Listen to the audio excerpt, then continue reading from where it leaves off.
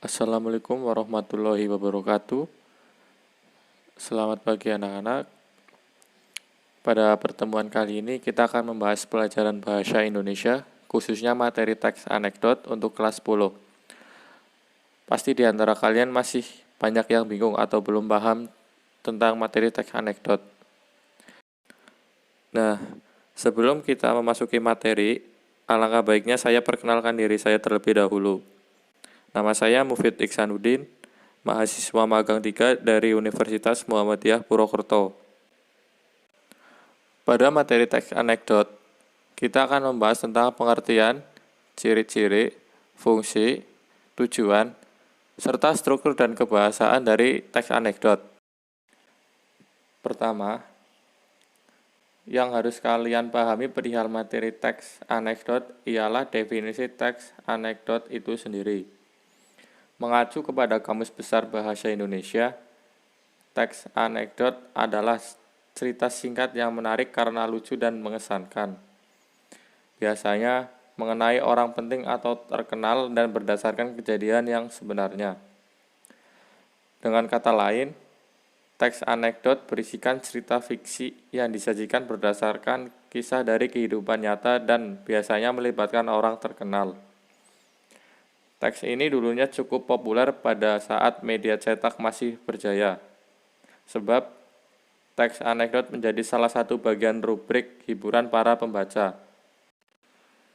Nah, setelah kalian tadi mendengarkan pengertian teks anekdot, pada slide keempat ini kalian bisa lihat ini merupakan gambar teks anekdot yang bercerita tentang seorang koruptor yang mendapatkan remisi. Remisi itu kayak penangguhan penahanan atau pengurangan masa tahanan. Dengan kata lain, kalau hidup mereka begitu terus, hidup koruptor begitu terus, kapan koruptor di Indonesia itu akan jerak? Selanjutnya, kita akan membahas tentang ciri-ciri teks anekdot. Untuk lebih mengetahui mengenai teks anekdot, kamu harus tahu seperti apa ciri-cirinya terlebih dahulu. Adapun, ciri-ciri dari teks anekdot cukup mudah dipahami. Pertama, teks anekdot itu pada dasarnya ialah cerita fiksi atau percakapan singkat dengan gambaran realistis. Kedua, anekdot itu bersifat menggelitik, lucu, jengkel, dan konyol. Yang ketiga, teks anekdot itu isinya menyindir secara tidak langsung. Dan yang keempat, dalam teks anekdot terkandung tokoh, latar, rangkaian peristiwa, pelajaran, dan nasihat. Keempat ciri ini merupakan ciri utama dari teks anekdot. Adapun ciri khusus yang kiranya kalian harus diketahui, yakni biasanya tokohnya merupakan figur yang dekat dengan kehidupan sehari-hari. Misalnya, figur selebritis, politikus, dan sosok lainnya yang sudah diketahui publik secara luas. Bahkan, sekarang ada saja tokoh dalam teks anekdot yang menggunakan pencitraan suatu pekerjaan tertentu, seperti polisi, tentara, dan lain sebagainya. Pada slide selanjutnya, kita akan membahas fungsi dan tujuan teks anekdot. Teks anekdot tentunya memiliki fungsi dan tujuan. Fungsi dari teks anekdot terbagi menjadi 3. Yang pertama, sebagai media hiburan karena ceritanya kocak dan lucu. Kemudian yang kedua, untuk menyampaikan kritik terhadap kejadian yang menyangkut orang banyak atau perilaku tokoh publik. Kemudian yang ketiga, sebagai media pengungkapan emosi terhadap sesuatu permasalahan. Fungsi tersebut secara tidak langsung berkaitan dengan tujuan adanya teks anekdot. Tujuan teks anekdot terbagi menjadi 3. Yang pertama, menyampaikan kritik secara tak langsung dengan cara sindiran pada layanan publik di bidang hukum, politik, lingkungan, dan sosial.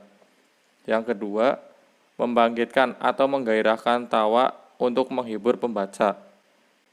Dan yang ketiga, mengungkapkan suatu kebenaran yang lebih umum dari kisah singkat itu sendiri atau untuk melukiskan suatu sifat dengan ringan. Nah, setelah kalian tadi mendengarkan materi tentang fungsi dan tujuan teks anekdot, selanjutnya kita akan membahas materi tentang struktur teks anekdot. Di dalam teks anekdot terdapat struktur utama pembangunnya. Struktur tersebut terbagi menjadi 5 bagian, yakni ada abstraksi, orientasi, krisis, reaksi, dan koda. Berikut pengertiannya. Yang pertama, abstraksi.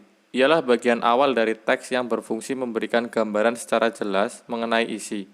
Biasanya, bagian ini menunjukkan hal unik yang terdapat di dalam teks. Abstraksi dalam anekdot pada dasarnya bersifat opsional, boleh ada dan tidak. Yang kedua, orientasi. Ialah bagian yang menunjukkan latar belakang, bagaimana peristiwa terjadi dan bagian yang menunjukkan awal kejadian. Kemudian ada krisis. Ialah bagian bertujuan menghibur dan tidak berisi orang penting. Kemudian yang keempat ada reaksi. Ialah bagian yang berisi cara penulisan, menyelesaikan masalah yang timbul di bagian krisis. Jadi, pada bagian ini kamu akan menangkap bagaimana cara penulis menyelesaikan masalah yang sudah dihadapi dalam cerita dengan caranya sendiri. Kemudian yang terakhir ada koda, ialah bagian akhir dari cerita unik. Pada bagian ini, bisa juga berisikan simpulan tentang kejadian yang dialami penulis atau yang ditulis. Bagian ini bersifat opsional. Nah, pada slide ini, kalian bisa lihat contoh dialog teks anekdot yang sudah dianalisis strukturnya. Kalian bisa pahami dan dengarkan dialognya. Seorang warga melapor kemalingan. Bagian tersebut menunjukkan abstraksi, karena menunjukkan bagian awal dan memberikan gambaran secara jelas mengenai isi dialognya. Pelapor, Pak, saya kemalingan. Kemalingan apa? Polisi menjawab, mobil Pak, tapi saya beruntung. Pada bagian ini menunjukkan orientasi, karena menunjukkan latar belakang bagaimana peristiwa itu terjadi. Polisi, kemalingan kok beruntung? Pelapor menjawab, iya Pak, saya beruntung, karena CCTV merekam dengan jelas. Saya bisa melihat dengan jelas wajah malingnya. Polisi, sudah minta izin malingnya untuk merekam?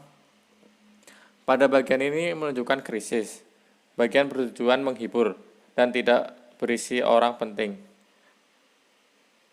atau tidak menunjukkan cerita-cerita yang penting. Pelapor menjawab, belum, sambil menatap polisi dengan penuh keheranan. Polisi menjawab, itu ilegal, Anda saya tangkap. Pada bagian ini merupakan bagian reaksi, bagian yang menunjukkan penyelesaian masalah yang timbul di bagian krisis. Jadi bagian ini kalian akan menangkap bagaimana cara penulis menyelesaikan masalahnya yang sudah dihadapi di dalam cerita atau dialognya. Pelapor hanya bisa pasrah dan tak berdaya. Bagian terakhir ini merupakan bagian koda atau bagian akhir cerita yang menunjukkan kesimpulan tentang cerita tersebut. Setelah kalian tadi melihat dan mendengarkan contoh dialog teks anekdot yang sudah dianalisis strukturnya, selanjutnya kita akan membahas mengenai menganalisis struktur dan kebahasaan teks anekdot. Seperti juga teks lainnya, anekdot memiliki unsur kebahasaan yang khas, yaitu A. Menggunakan kalimat yang menyatakan peristiwa masa lalu. B. Menggunakan kalimat retoris atau kalimat pertanyaan yang tidak membutuhkan jawaban. Yang C. Menggunakan konjungsi atau kata penghubung yang menyatakan hubungan waktu seperti kata kemudian dan kata lalu. Yang D. Menggunakan kata kerja aksi seperti kata menulis, membaca, dan berjalan. Yang E. Menggunakan kalimat perintah. Dan yang F. Menggunakan kalimat seru. Khusus untuk anekdot yang disajikan dalam bentuk dialog, penggunaan kalimat langsung sangat dominan. Nah, setelah tadi kita membahas mengenai struktur dan kebahasaan teks anekdot, selanjutnya kita akan membahas mengenai sebuah cerita yang sudah dianalisis unsur kebahasaannya. Ceritanya itu berjudul Kisah Pengadilan Tindak Pidana Korupsi. Kalian bisa lihat pada buku siswa kurikulum 2013 yang sampulnya berwarna biru. Kalau kalian ada yang punya, kalian bisa buka pada materi teks anekdot. Kalian cari cerita yang berjudul Kisah Pengadilan Tindak Pidana Korupsi.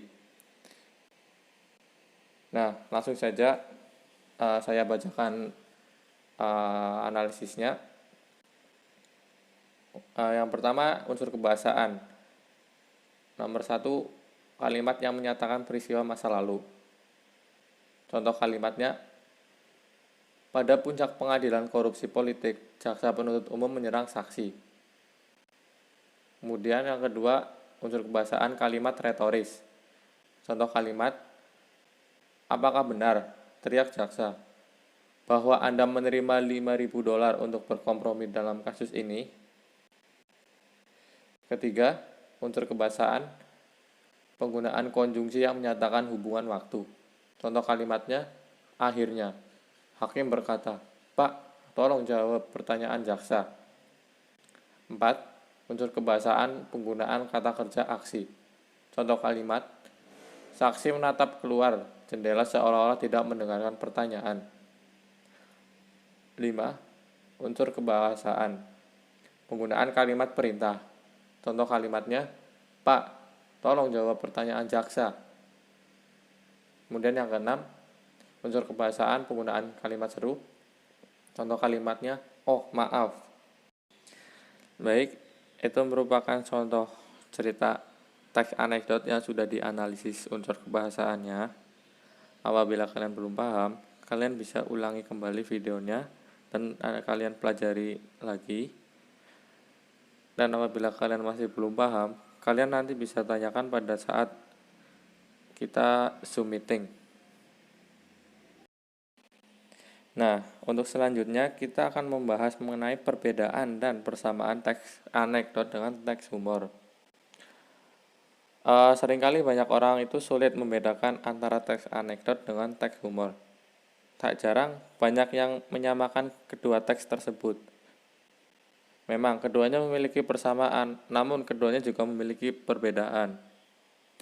Untuk mengetahui persamaan dan perbedaan antara teks anekdot dengan teks humor, kalian harus tahu apa pengertian teks humor itu.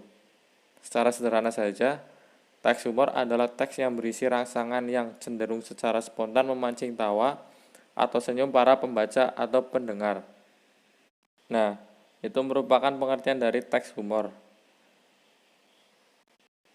Nah, selanjutnya kita akan membahas mengenai persamaan dan perbedaannya. Kalian bisa lihat pada slide ke-12 dan ke-13 mengenai perbedaan teks anekdot dan teks humor, serta pada slide ke-14 nanti ada persamaan teks anekdot dengan teks humor. Namun saya akan membacakan secara ringkas saja mengenai perbedaan dan persamaan teks anekdotnya. Untuk persamaan dan perbedaannya, mulai dari persamaannya ya, pada dasarnya persamaan teks anekdot dan teks humor ialah dibuat untuk membuat orang tertawa karena isinya lucu. Sedangkan perbedaannya cukup banyak. Anekdot bertujuan untuk menyindir seseorang yang biasanya merupakan orang penting. Sedangkan humor bertujuan menghibur dan tidak berisi sindiran kepada orang penting. Perbedaan kedua, dalam anekdot terdapat kritik, sedangkan pada humor tidak ada kritik. Yang ketiga, teks anekdot isinya terstruktur, sedangkan humor isinya tak terstruktur.